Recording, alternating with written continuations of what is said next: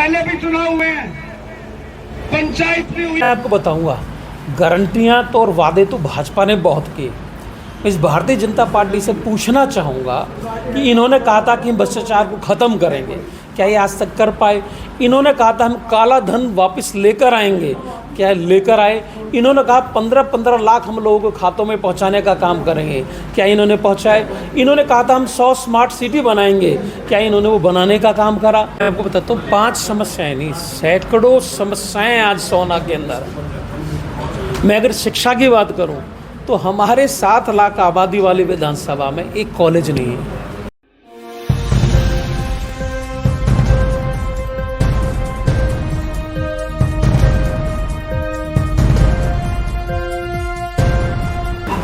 नमस्कार, आप देख रहे हैं नव समाचार। मैं हूं रमाकांत उपाध्याय।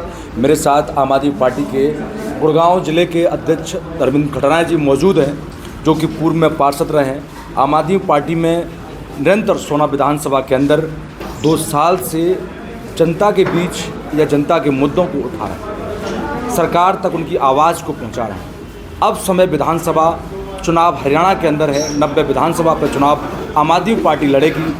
5 अपनी गारंटियां भी घोषणा कर चुकी है। पंचकुला की धरती से सुनीता केजरीवाल जी आपके बीच में 4 तारीख को पहुंच भी रहे हैं। धर्मेंद्र जी, कैसे दिख रहे हैं? क्योंकि विधानसभा चुनाव में तमाम राजनीतिक नेता और यहां पर जातिवाद समीकरण को देखकर चुनाव होता है। आम आदमी पार्टी किस तरीके से इस चुनाव को फेस करेगी, क्योंकि अभी टिकट किसको मिलेगी ये गर्व का विषय है। देखो, अभी हमारी पार्टी ने हाल ही में डिसीजन लिया है और 15 दिन के अंदर 45 सभाएं करने जा रही हैं, जिसमें से कुछ सभाएं भगवत मान जी कर रहे हैं, कुछ सभाएं संजय सिंह जी कर रहे हैं और कुछ सभाएं सुनीता केजरीवाल जी कर रही हैं। और पिछले कई दिनों से वो सभाएं चालू हैं।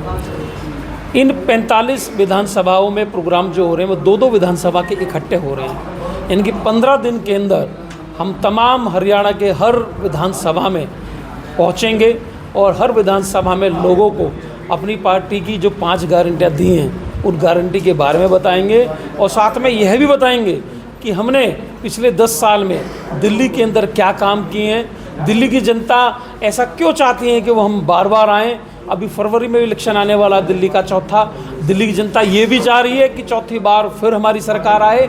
आखिर ऐसा क्यों चाह रही है? वो सिर्फ काम के नाम पर, क्योंकि दिल्ली में जो हमारी पार्टी ने जो गारंटियाँ दी वो सारी गारंटी पूरी करने का काम किया है। साथ ही में पंजाब के अंदर दिल्ली की तर्ज पे भी गारंटियाँ दी गई और तमाम गारंटियों को पार्टी ने पूरा किया है। भाजपा की तरह हमारी पार्टी जुमलेबाजी नहीं करती, जो भी गारंटी देती है उसको पूरा करने का काम करती है और इन्हीं नीतियों को, इन्हीं काम को हम जन जन तक इन 90 विधानसभा में पहुंचाने का काम करेंगे। धर्मेंद्र जी, आपने कहा कि 5 गारंटियां, दूसरी तरफ भारतीय जनता पार्टी पर आप आरोप लगाते हैं कि उनकी तरह हमारे कोई झूठे या जुमले वादे नहीं होते हैं, परंतु भारतीय जनता पार्टी के कई नेताओं ने इसको कहा है कि आपने जो गारंटियां, 5 गारंटियां प्रदेश के अंदर जो घोषणाएँ की हैं वो कहीं ना कहीं लुभावनी है। आपके दिल्ली में जिस प्रकार से जो मुद्दे थे वो दिल्ली की कहानी दूसरी थी, हरियाणा में नहीं चलेगा। देखिए, मैं आपको बताऊंगा, गारंटियां तो और वादे तो भाजपा ने बहुत किए। मैं इस भारतीय जनता पार्टी से पूछना चाहूँगा कि इन्होंने कहा था कि हम भ्रष्टाचार को ख़त्म करेंगे, क्या ये आज तक कर पाए? इन्होंने कहा था हम काला धन वापस लेकर आएंगे, क्या लेकर आए? इन्होंने कहा 15-15 लाख हम लोगों को खातों में पहुंचाने का काम करेंगे, क्या इन्होंने पहुंचाए? इन्होंने कहा था हम 100 स्मार्ट सिटी बनाएंगे, क्या इन्होंने वो बनाने का काम करा?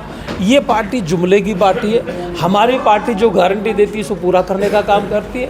रहा आपने कहा कि भाई दिल्ली अलग शहर है और हरियाणा अलग, मैं पंजाब की बात करूँगा। पंजाब और हरियाणा ये तो छोटे बड़े भाई हैं।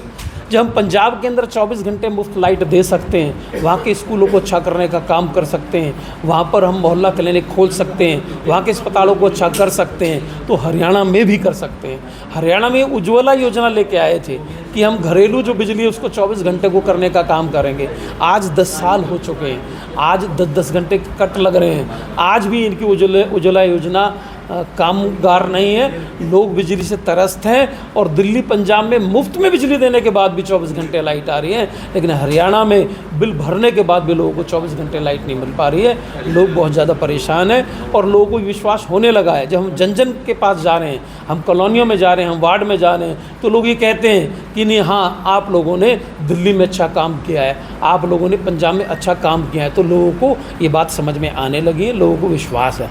आप 2 साल से निरंतर जनता के बीच जा रहे हैं और आप कहते भी रहते हैं कि मुझे हर कॉलोनी, गली, मोहल्ले और गांव की समस्याएं भली भांति रूप से पता है, मगर मेरे पास कोई आएगा उससे पहले मैं बता दूंगा। तो ऐसी कौन सी 5 ऐसी समस्याएं हैं जो सोना विधानसभा को परेशान कर रही है, वहाँ की जनता को परेशान कर रही है? ऐसे कौन से मुद्दे हैं जिनको आप, जो संजय वर्तमान विधायक हैं उन्होंने वो कार्यों को नहीं किया, उन पर आप कार्य करेंगे या जनता के बीच लेके जाएंगे? मैं आपको बताता हूँ, 5 समस्याएं नहीं, सैकड़ों समस्याएं आज सोना के अंदर है। मैं अगर शिक्षा की बात करूँ तो हमारे 7 लाख आबादी वाली विधानसभा में एक कॉलेज नहीं है, सरकारी कॉलेज तक नहीं बना पाए। हमारे यहाँ बच्चों को 10वीं 12वीं करा के घर बैठा लिया जाता है। स्कूल की व्यवस्था खराब है, स्कूलों में टीचर नहीं है, पद खाली पड़े हैं, लेकिन ये भरने का काम नहीं कर रहे। मजबूरन लोग अपने बच्चों को प्राइवेट स्कूलों में पढ़ाते हैं, मजबूरन बच्चों को या तो प्राइवेट कॉलेजों में पढ़ाने का काम करते हैं। दूसरी चीज़, अगर मैं बात करूंगा, इतनी बड़ी आबादी वाली क्षेत्र में सोना में एक अस्पताल बहुत बड़ा, बिल्डिंग अच्छी है, लेकिन उसमें डॉक्टर नहीं है, उसमें आईसीयू बेड नहीं है, उसमें टेस्ट नहीं है। अगर कोई मरीज जाए तो टेस्ट लिख देती है बाहर से, पैसा खर्च करके कराओ। दवाएं लिखनी हो तो वो भी बाहर से लिख देते, दवाएं भी लोगों को बाहर से लेनी पड़ती है। ये 7 लाख वाले आबादी में एक अस्पताल तक नहीं बना पाए। आज मैं सोहना की बात करूं तो सोहना के चारों तरफ घूम जाओ, चारों तरफ जितने भी रोड हैं वो रोड टूटे पड़े हैं। यहाँ तक कि हरियाणा रोडवेज ने भी बस चलाने से मना कर दिया है कि हम बस चलाए कहाँ, बस आपके रोड तो टूटे हुए पड़े हैं। वाले आबादी में एक अस्पताल तक नहीं बना पाए। आज मैं सोहना की बात करूं तो सोहना के चारों तरफ घूम जाओ, चारों तरफ जितने भी रोड हैं वो रोड टूटे पड़े हैं। यहाँ तक कि हरियाणा रोडवेज ने भी बस चलाने से मना कर दिया है कि हम बस चलाए कहाँ, बस आपके रोड तो टूटे हुए पड़े हैं। मैं सोहना शहर की बात करूँगा, आप वहाँ पर जाके देखिए, फुहारा चौक पे अगर 15 मिनट बारिश हो जाए तो पूरा बाजार पानी से भर जाता है, दुकानें बंद हो जाती हैं, उस दिन बाजार चलता ही नहीं है और वो पानी 15-15 दिन में जाके सूख रहा है। अगर मैं सोहना शहर की बात करूं तो आए दिन बिजली बोर्ड पर कभी किसी गांव के लोग धरना प्रदर्शन कर रहे हैं, कभी किसी वार्ड के लोग धरना प्रदर्शन कर रहे हैं, कभी किसी शहर के लोग धरना प्रदर्शन कर रहे हैं। तो यहाँ पर तो धरना प्रदर्शन चल रहा है। अगर मैं मारुति कुंज की बात करूँ तो यहाँ तो नाले हैं, इतने 50,000 की आबादी लोगों में ना नाले हैं यहाँ पर ये मेन रोड है, यही पानी से भरी रहती है यहाँ पर। तो यहाँ पर समस्याओं का बहुत बड़ा अंबार लगा हुआ है। सोहना का अगर मैं स्टेडियम की बात करूँ तो वहाँ बच्चों को खेलने की सुविधाएं नहीं है, उसमें कंकड़ पत्थर बने पड़े, एक शेड तक नहीं बना पाए वहाँ पर। तो समस्याओं का यहाँ पर अंबार लगा हुआ है। अगर मैं गिनती करूँगा तो डायरी भर जाएगी, लेकिन मेरा लिखना बंद नहीं होगा। 4 तारीख को सुनीता केजरीवाल आपके बीच पहुँच रही हैं, क्या उनका रूट प्लान है? कितनी वहाँ पर लोग बाग पहुँचेंगे? क्या आपने उसकी प्लानिंग की है? क्या योजना है? हम आज ये ऑफिस का उद्घाटन करने के बाद कल से हम गांव-गांव जा रहे हैं, हम हर शहर में जाएंगे, हर वार्ड में जाएंगे और लोगों को न्योता देंगे भी 4 तारीख को आपको सोहना के अनाज मंडी में ज़्यादा से ज़्यादा तादाद में आना है। और उस दिन पहला प्रोग्राम हमारे यहाँ है सुबह 10-11 बजे का, और उसके बाद शाम का प्रोग्राम सुनीता केजरीवाल जी का बल्लभगढ़ विधानसभा में है।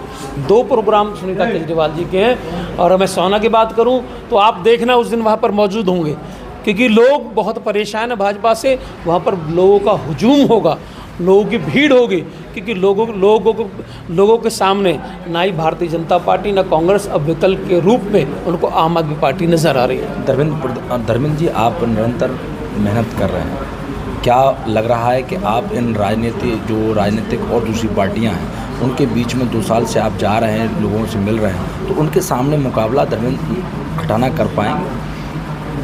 बहुत अच्छा सवाल आपने पूछा। बहुत बड़ी बड़ी पार्टी हैं, वो विश्व की बड़ी बड़ी पार्टी हैं, लेकिन वो लोग, उनके नेता, उनके संगठन के लोग वो एसी वाले हैं।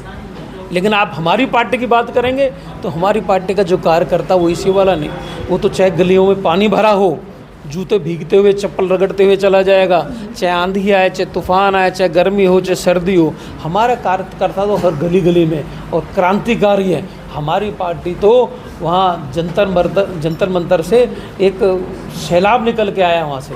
हमारी पार्टियों ने तो हमेशा प्रोटेस्ट किया है, हमारी पार्टी ने तो लोगों के लिए आवाज़ के लिए लड़ाई लड़ी है। तो हमारी पार्टी के लोग एसी में बैठने वाले लोग नहीं, गली गली में अपनी बातों को, विचारों को पहुँचाने वाले लोग। धर्मेंद्र खटाना पे एक आरोप है कार्यकर्ताओं का और दूसरा विपक्षी लोगों का भी और जनता का भी कि आप जिलाध्यक्ष होने के नाते सोना से बाहर कार्य करने के लिए नहीं जाते हैं, लोगों के बीच में आप जनसंपर्क नहीं साध रहे हैं। आपका जो ग्राफ जिस प्रकार से संगठनात्मक मजबूत ढांचा होना चाहिए था पार्टी का, परंतु वो नहीं हो पा रहा है, इस चीज़ को कैसे देखें? मैं आपको बताना चाहूँगा कि जब मैंने पार्टी में अपना पहला कदम रखा था तो पार्टी ने मुझे प्रदेश सह संगठन मंत्री बनाया था। पार्टी ने मेरे को प्रदेश में ड्यूटी लगाई, मैंने पूरे प्रदेश में 1.5 साल काम किया और अभी 1 साल पहले मेरे को पार्टी ने जिलाध्यक्ष का जिम्मेवारी सौंपी। मैंने जिलाध्यक्ष के पूरी 4 विधानसभाओं में अपना संगठन बनाने का काम किया। गांव-गांव विलेज कमेटी हमने बनाई, गांव-गांव में 21 लोगों की टीमें हमने बनाई। हमने हर विधानसभा में 4 ब्लॉक अध्यक्ष बनाए, हमने हर 5 गाँव पे एक सर्कल इंचार्ज बनाए। हमने पूरे ज़िले का संगठन बना के तैयार करके दे दिया और अब चुनावी माहौल है।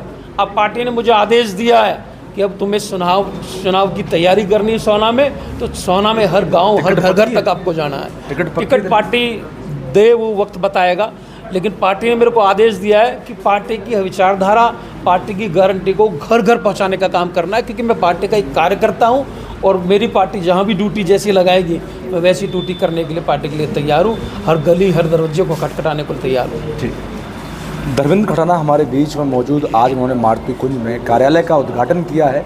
साथ में उन्होंने कहा है कि 4 तारीख को सुनीता केजरीवाल, जो कि अरविंद केजरीवाल की धर्मपत्नी है, नाज मंडी पहुंचेंगी और वहां से प्रदेश को संबोधित करेंगी और सोना विधानसभा में जो कमियां हैं उनकी सरकार के सामने उन बातों को भी रखेंगी। देखना होगा, चुनाव में अभी समय बकाया है, टिकट किसको मिलेगी, कौन जीतेगा।